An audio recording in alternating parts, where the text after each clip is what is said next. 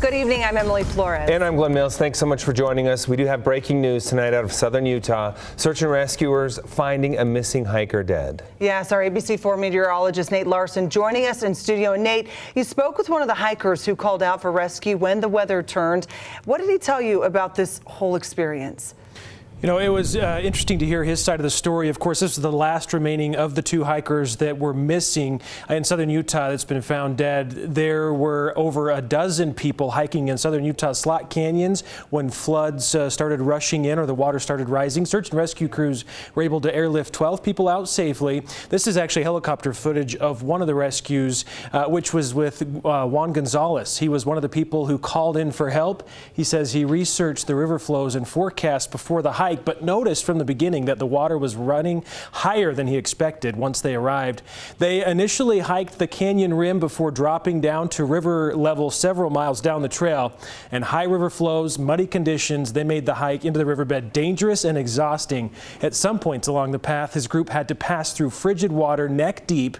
And after determining that water levels were still rising, Juan and his group decided that they wouldn't go any further, so they reached out for help. I would have loved to have finished the hike, but I also am not going to put myself in danger. You know, there's a certain limit of saying, look, I like the adventure, I like the adrenaline rush, and I like all that stuff, but I'm also not going to put myself in a situation where I'm gonna get killed.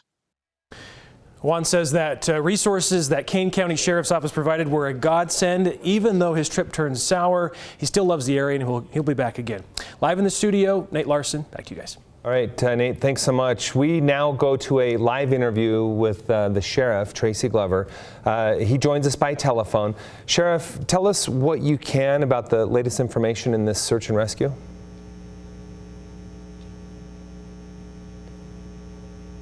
We're hoping we get that audio. If it's not coming up, we will revisit that phone interview that we do have an opportunity to be able to hear more information of the latest on this. But for now, let's head over to Chief Meteorologist Alana Brophy for the latest on conditions happening across the state. Alana. I just have to say that's a heartbreaking story. And we know that this time of year, as we're going to continue to see snow melt and heavy rain, that the flooding potential continues to rise. We're seeing that out there tonight. Let's take a look at the storm tracker radar showing you exactly where we still have active conditions. That includes the southwest desert and on the eastern side of the state. The radar giving you a really good idea of where the heaviest precipitation is at this hour. As we zoom in, you're going to be able to notice here we've got definitely towards the Cedar City Mountains and the Iron County Mountains snow coming down, but it's heavy rain just west of I-15 from Beaver all the way down to St. George. Check out Mesquite. They're dealing with thunderstorms, and we can't rule that out in southern Utah as we get through the next little while. Heavy downpours at times, and we're watching our levels when it comes to our rivers continue to rise. Let's jump over to the eastern side of the state where you're able to kind of see towards Moab.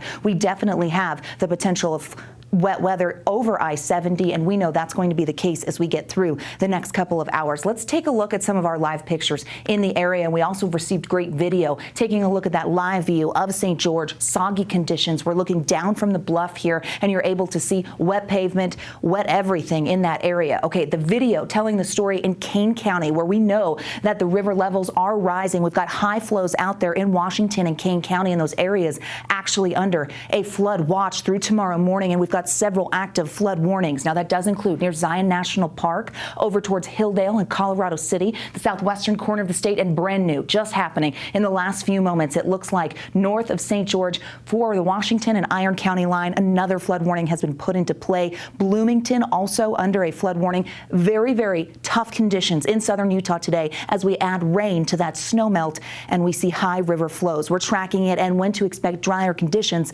coming up in my full forecast. Emily, Glenn, over to you. All right, Alana, thank you. Well, now to saving the Great Salt Lake. Today, the Church of Jesus Christ of Latter-day Saints deciding to step up in a big way with a donation more than 5,700 water shares to the state. Yeah, this much water, really hard to visualize. So ABC4 Northern Utah correspondent Cade Gardner in Salt Lake City breaking down the details for us. Behind me is the North Point Consolidated Irrigation Canal, and thanks to that donation, every year more than 6.5 billion, yes, billion with a B, gallons of water will run through this canal and be deposited straight into the Great Salt Lake. The long-term benefit of this can't be understated. Joel Ferry says the Utah Department of Natural Resources is elated with the donation. Does this solve the problem on Great Salt Lake? No. but it helps us. It goes a long way. Every summer, the church's water shares will allow 20,000 acre-feet of water to flow into the lake. How much water is that? If you took a football field and put a foot of water on it, that is 1 acre-foot of water, okay?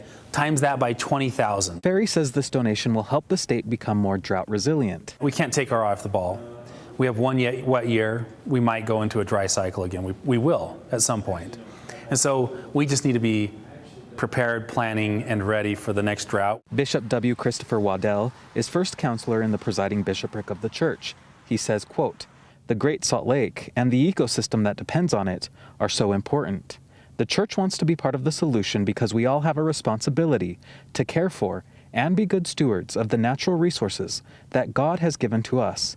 We invite others to join with us to help." We're very grateful that the church has taken this step and made this commitment to conservation and habitats and preserving the lake. Marcel Shoup says the Great Salt Lake Watershed Enhancement Trust will help manage the donation. It's going to take many different solutions to help benefit and preserve the lake. Both Ferry and Shoup hope this donation will inspire others in the Beehive State to do their part to conserve water and save the lake. Joel Ferry says so far this is the single greatest donation to save the Great Salt Lake.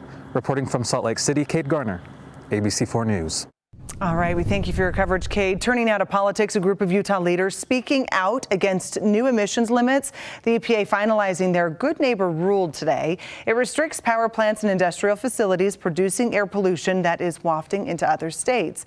Now, 23 states, including Utah, have to submit plans to protect neighboring states' air. If the EPA doesn't approve of these plans, then federal limits will come into play in May. A joint statement from Utah's state leaders says this will force Utah's power plants to close and endanger our power sources. New developments from the legislative session as Governor Spencer Cox signs 176 new bills into law. A number of them meant to protect the state's natural resources, like House Bill 220. It launches a state-sponsored study of emissions coming from U.S. magnesium. A recent national study finding the pollution from that facility behind as much as 25% of our winter inversion. House Bill 491 creating a Great Salt Lake Commissioner role. They'll be responsible for overseeing and advising all decisions related to the lake. This is just one of a few recent efforts from lawmakers to protect the massive body of water. And we just got another $500 million in funding, $500 million last year, $500 million this year from the legislature. That doesn't even kick in until July of this year. Governor Cox saying the Great Salt Lake bills this year add on to efforts from last year, and he believes our state will start to see those efforts paying off soon. Also among the last round of bills signed into law, a bill that will put an end to Unified Police Department. Right now, Unified Police is a separate police agency under the umbrella of the Salt Lake County Sheriff. A number of cities in Salt Lake County spoke out against this move to dissolve UPD. But after Governor Cox's sign-off, it will officially go away in July of 2025. The new law gives affected communities roughly 2 years to figure out how to move forward. Major developments out of Utah County. The man accused of driving under the influence, crashing into and killing 2 Eagle Mountain boys, now facing murder charges. Police say Kent Cody Barlow drove his car at 100 miles an hour into a corral last May, killing these 2 boys here, 3-year-olds Odin Ratliff and Hunter Jackson. The state of Utah amending its court filing today, saying Barlow showed, quote, depraved indifference to human life. He was officially facing charges of manslaughter before. Barlow set to appear in court tomorrow for a hearing that will likely address the evidence behind these new charges. And new information this afternoon, a judge will soon decide whether or not a mother accused of killing her children will face the death penalty. Lori Vallow-Daybell in court today. She and her husband Chad charged in the deaths of Lori's 2 children and Chad's first wife. Now at a hearing, attorneys saying so much new evidence has been introduced in recent weeks, and that means they do not have a fair chance to persuade a jury against sentencing Daybell to death. The judge will issue his decision next week. Still ahead, I'm Dana Green live in Sacramento with Utah State for the NCAA tournament. We'll tell you why the Aggies are feeling extra funky coming up in sports. And we've got flood warnings in southern Utah. This is the view from Hilldale, under a flood warning and watch in the area as we've got flood waters hitting the roads in several portions of southern Utah. We're breaking down where and how long these warnings hold on in Utah's most accurate forecast. And what's news to you matters to us here at ABC4. You can report breaking news or share your story tips with us. All you have to do is contact us on the ABC4 News tip line. You can do that online at abc4.com/tipline or call the number you see right there on your screen.